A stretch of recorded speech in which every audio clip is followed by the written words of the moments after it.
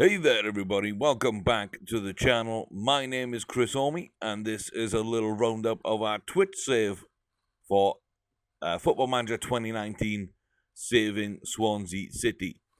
I had a plan of overhauling the club, the backroom staff, the playing staff, the facilities, eventually buying the ground and turning us back into a mid-table Premier League club. And kind of have a time frame of about, apart from the stadium work that we need to do, may take about 5 years. So I had this plan in mind. Now, the initial squad that you're given with Swansea is not very good. You've got some good players in the first team, but you don't have a great first 11 for the Championship. You're going to be a little lacking here and there. You don't have much depth pretty much anywhere. I think your best sort of set of depth is probably at right back, where you have Connor Roberts and Kyle Norton. That's about it. So, you're especially lacking up top. You've got two good goalkeepers, but one of those is definitely better than the other, and you don't need depth there. But up top, Ollie McBurney, that's about it. Joe Lasoro can play as a decent striking option for your first season, but I don't want to rely on him for the whole year. And so changes needed to be made. A lot of wages out on loan. You've got Wilfred Boney, Andre Ayew, Jordan Ayew, and Borja Baston, along with players like Tom Carroll as well, and Jefferson Montero, all out on loan, earning decent money.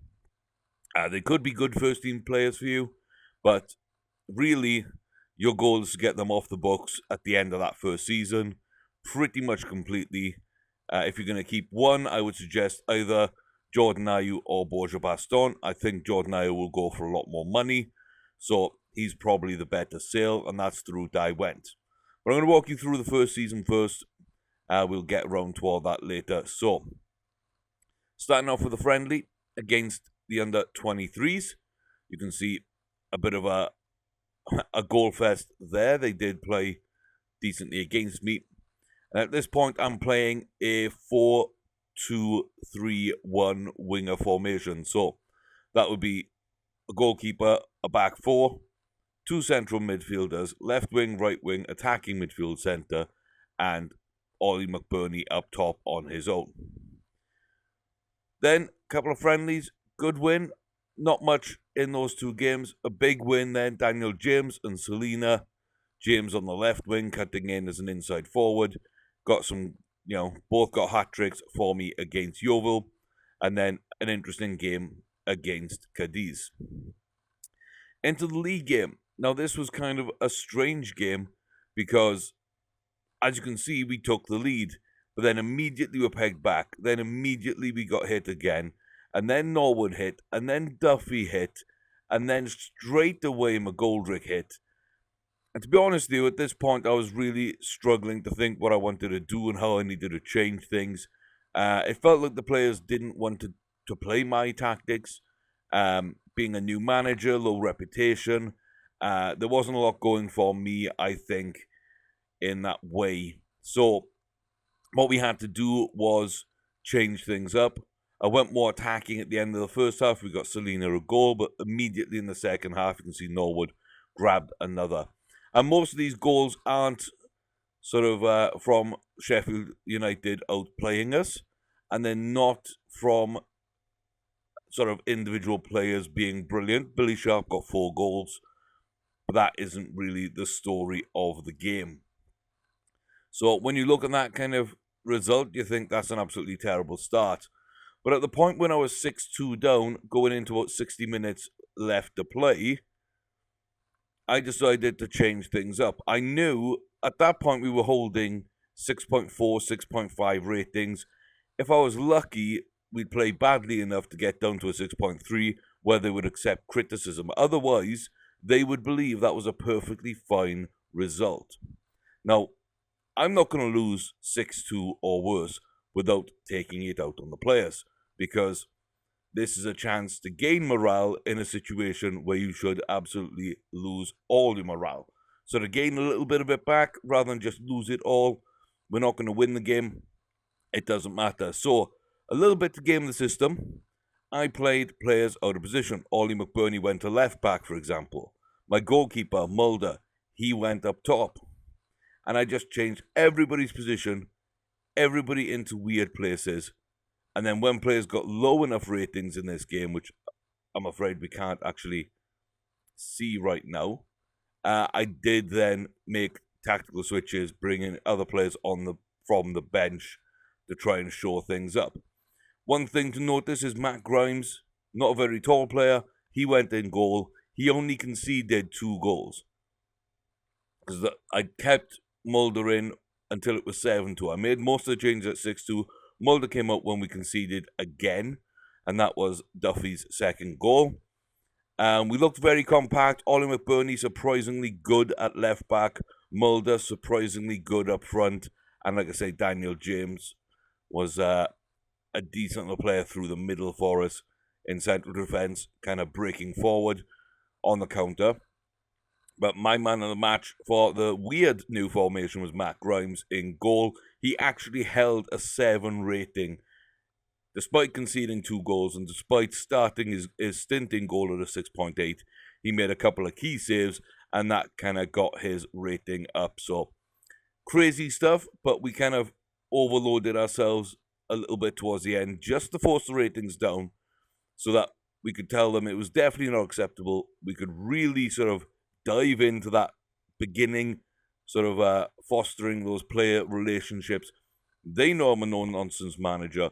I'm able to tell them that they didn't play well. We get some fines, some warnings out of the way nice and early, and now they have respect because I've done what a proper manager should do in the way I've handled this defeat. So I'm going to game the system a little bit, but it got me that early sort of footing that we needed to get. And again, the game was already gone. I wasn't thinking that we'd be in the playoffs or promotion hunt. I wasn't thinking that we were going to be in the relegation fight.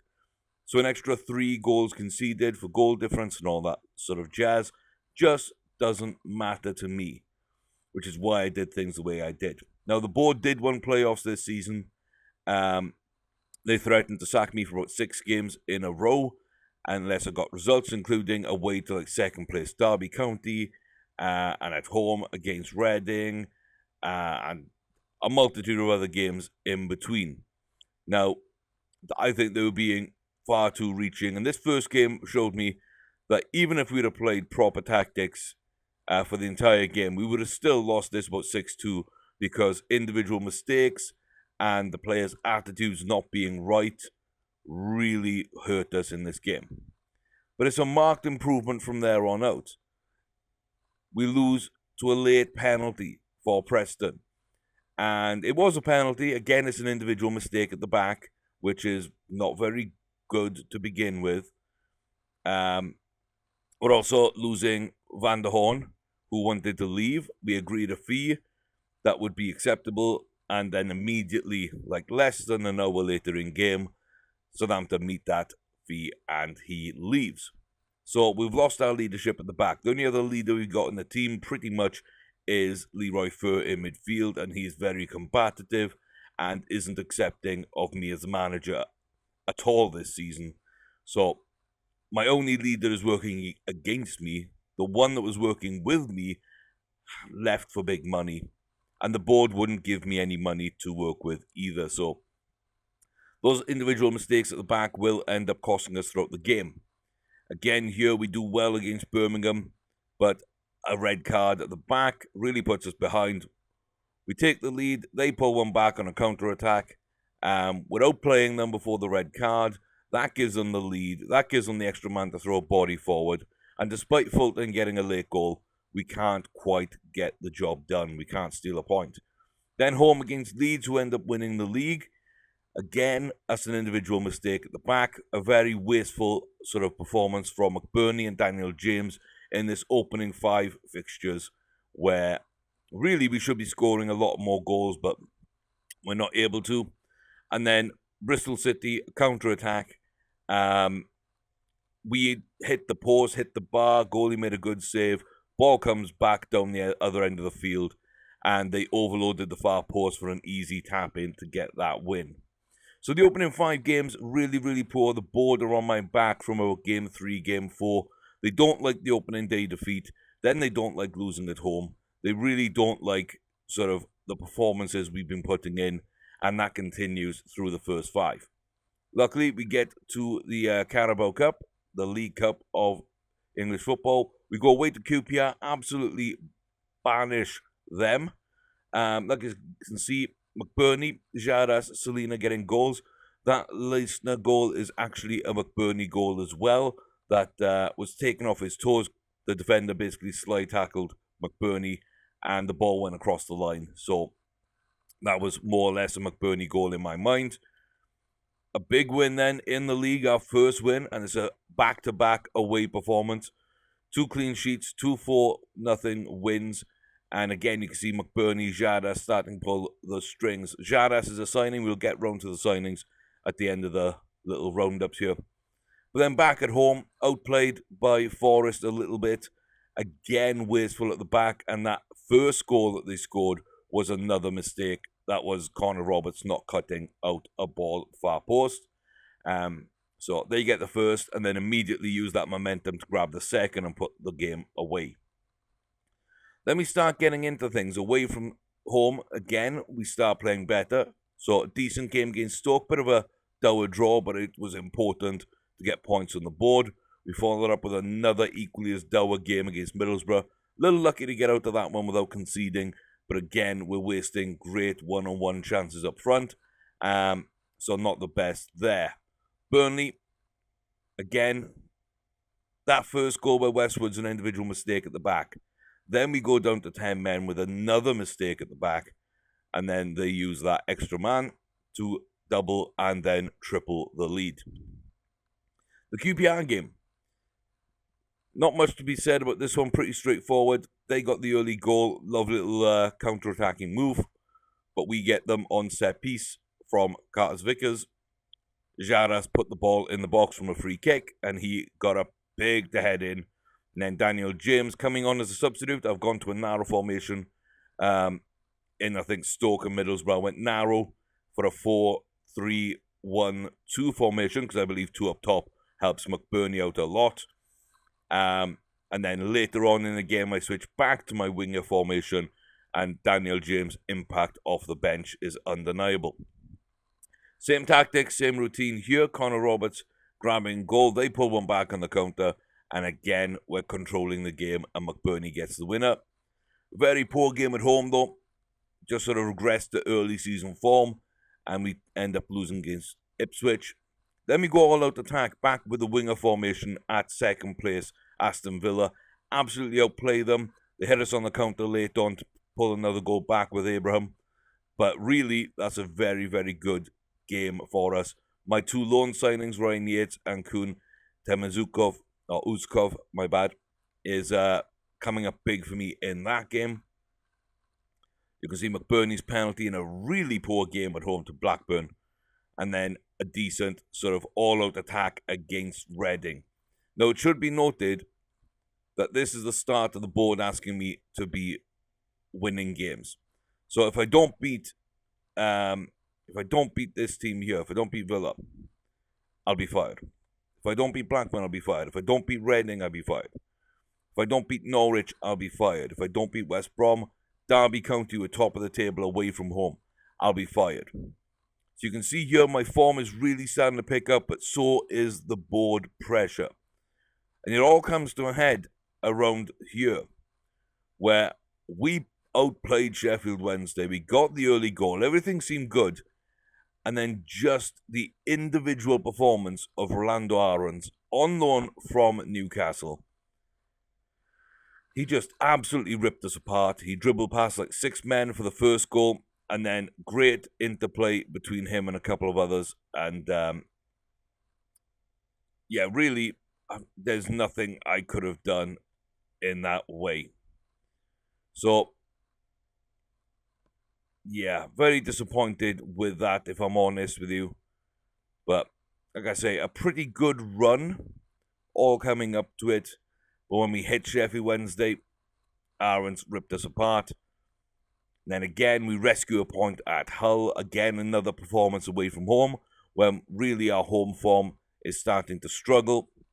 But, we've already beaten Villa away, so losing to them at home, I think sharing the points with a team like Villa, who are well equipped for the Championship, I think that is a decent result.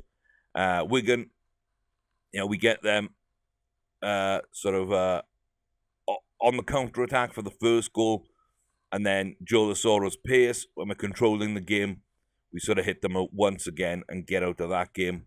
We share the points with Reading. They get a good result against us. We weren't in this one at all. We beat Newport with a Sebastian Leto goal, brought him in just for a little bit of experience up front. And then back to losing ways. Preston, just not a good performance from the boys. Leroy Fer, at this point in January, he has upset me to the point where I'm willing to just get him out the club. I offer him out to free. Sheffield United say, yes, please. Billy Sharp collects goals number 5, 6, and 7 of the season against us. And that ended up getting Billy a fantastic return. You can see here 32 goals for him. Absolutely magnificent, but 7 of those were against us. I wish it wouldn't keep resetting the view up there, but that's kind of how it works. And then you can see the poor form just keeps continuing. So let's, not the best there. We're facing, Birmingham at home. Again, we need to win. The board say you need to win this game. We don't win it. Then we lose to Barnsley in the FA Cup, and they're upset that we didn't get to the next round of the FA Cup. We've already been knocked out the Carabao Cup early. They don't like that. And we're really struggling down this little run. A nice win there against Millwall. Scrappy game, but we get a penalty. We put it away. We get a result away to the high-flying Leeds once again. But then back at home against a lower team in Brentford, and we absolutely get wrecked. A bit of a dodgy penalty with... I'm not really sure what happened, but it wasn't really a penalty. I think there was an offside in the build-up as well. But really, the performance wasn't good enough. We didn't deserve to win. And kind of gutted about that. Sheffield, Wednesday, pulled the double with a good goal there. And then we're starting to piece things back together, but the board once more are on my back. We're really, really under pressure again in this stretch. So, good draw. Sort of killed the game against Bolton, who looked very lively. Norwich, good performance away from home to rescue that one. Get absolutely demolished by West Brom. Jay Rodriguez unplayable on the day. We didn't show up. We do well, though, against Derby. I think they were third at that point in the season. And then we end up losing to Forest again. Just not a good performance.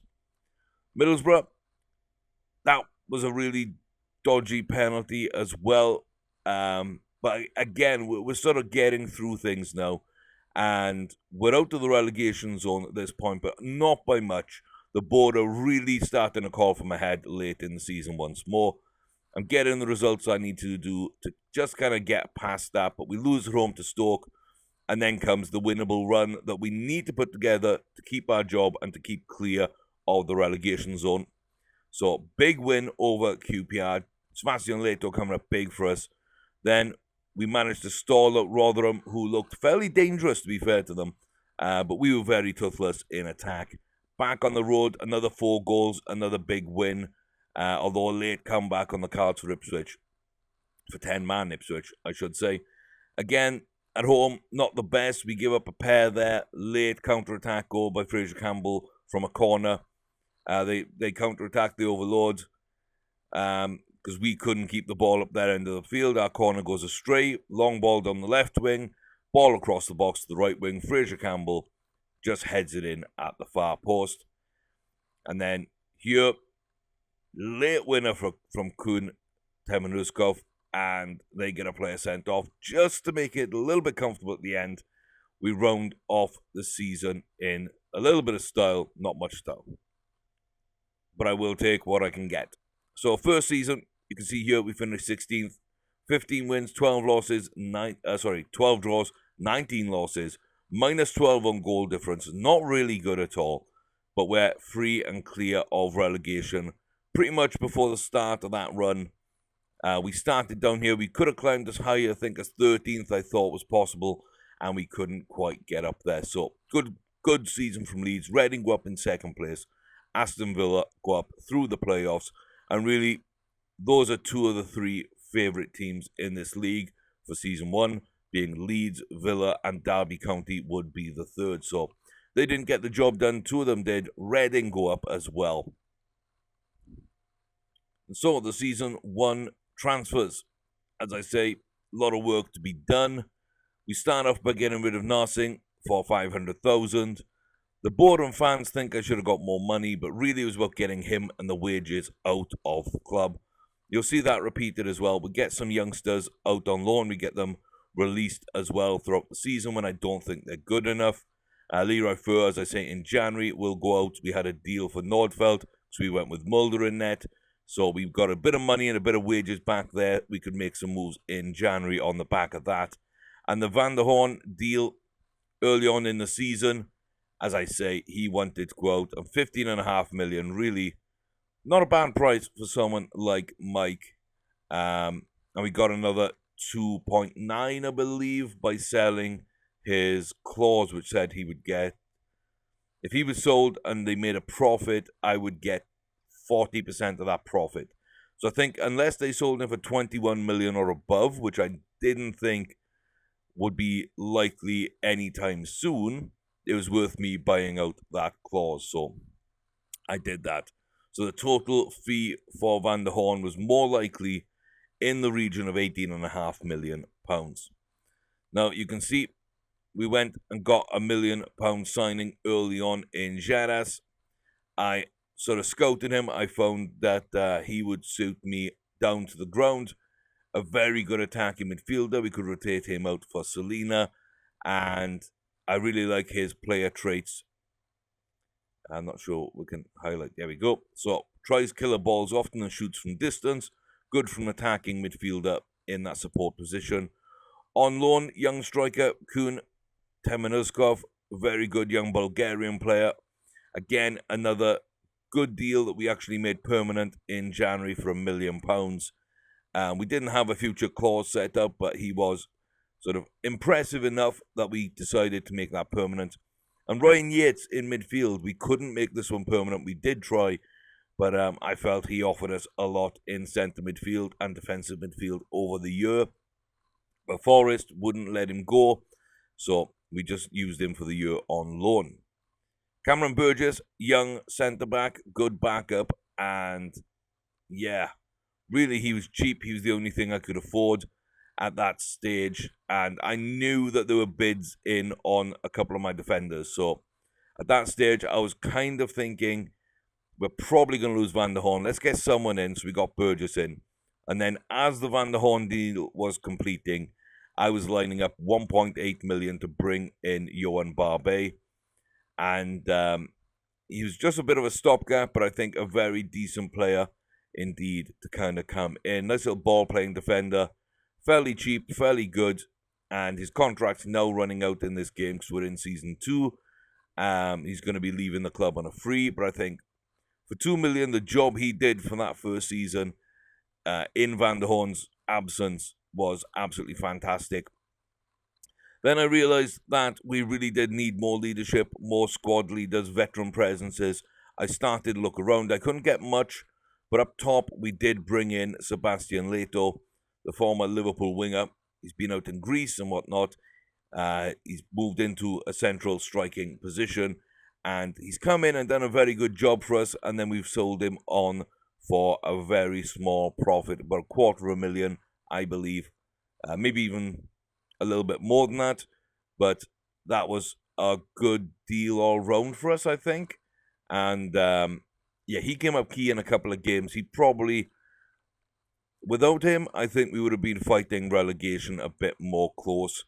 And then Mustafa Diallo, very good defensive midfielder, needed that sort of steal in midfield that we were losing elsewhere. I knew I had Leroy Fer, but I didn't have much else. And so Diallo comes in and plays that role perfectly for us. Again, not making it through the second season, but just short-term fixes. 2 short-term deals there, a short-term fix for defensive cover, a short-term fix to replace Van der Horn, and 2 more short-term fixes here in terms of the attacking option and that defensive steal.